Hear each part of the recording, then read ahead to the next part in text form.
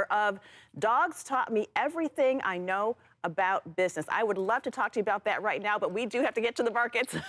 Maybe another day we'll get to talk about that. But we are starting to see some changes in the markets. The markets are up right now. Is this an indication that the tariff tide is changing with more countries wanting to come to the table?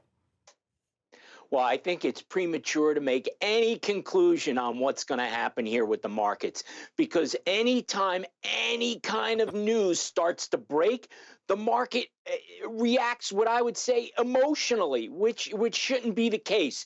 So in order for us to kind of see a sustained comeback, what we're going to have to see is some consistency related to the White House hammering out deals. Now, listen, 90 countries got hit with tariffs, and the White House wants to negotiate with each one. It's not going to be a one size fits all. So that means this is going to take some time. So what I would tell everybody out there, be patient, ride the wave. Let's see where it plays out. This is a long-term thing.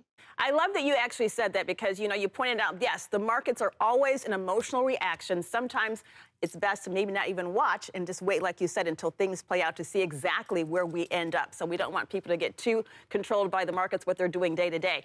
Now we hear about China. China is really playing hardball. We just got word the EU also slapping retaliatory tariffs on the U.S.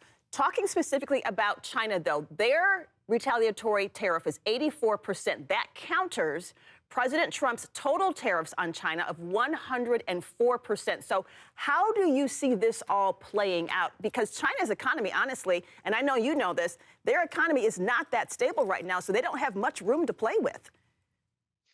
No, they don't. And I would say that China is definitely in the weaker position. However, that doesn't mean that they're going to back off right away. Look, you have the world's two largest economies right now in a standoff. That is going to rattle a lot of nerves, okay? This is going to be, in my judgment, a war of attrition, and someone is going to blink. And what it comes down to is this: who can withstand the most pain? Now, I think what the Trump administration is trying to do here is they are going to start negotiating with other countries around the world, make deals, and ultimately try to isolate China. And when that happens, I think that's when we're really in a position where China will have to come to the table and do no more than just work out a deal that is fair. Yeah. It doesn't have to be lopsided for us, just fair. Yeah, and we're focused on the tariffs. We're focused on a lot of the imported goods, but there's also a whole nother layer of intellectual property with China that wreaks havoc on our businesses, and that has been happening for decades. So we know there are a lot of people watching right now who are understandably worried about some of the price increases that we've been talking about. A lot of small businesses worried about how the tariffs are affecting their products and the raw materials that they use to make and to produce and manufacture.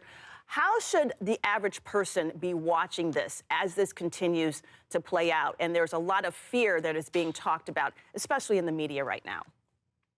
Yeah, definitely. There's a lot of fear mongering right now. And I think what everyone has to do is really be patient. We're in the middle of this thing. We may not even be halfway through this. So there are a lot of things that have to play out. So what the general public should do is try to stay calm. We are not seeing yet the inflation hitting because of the tariffs. Now, ultimately, I think there will be some price increases the longer this goes. That's why a trade war is really not good for anyone. But we have to look at this on a long-term basis, and we have to solve this problem now because it's never going to go away otherwise. Yeah. Well, Dan Geltrude, some great advice there for all of us and all of our viewers watching. Appreciate your time this morning. Good to see you. Joe?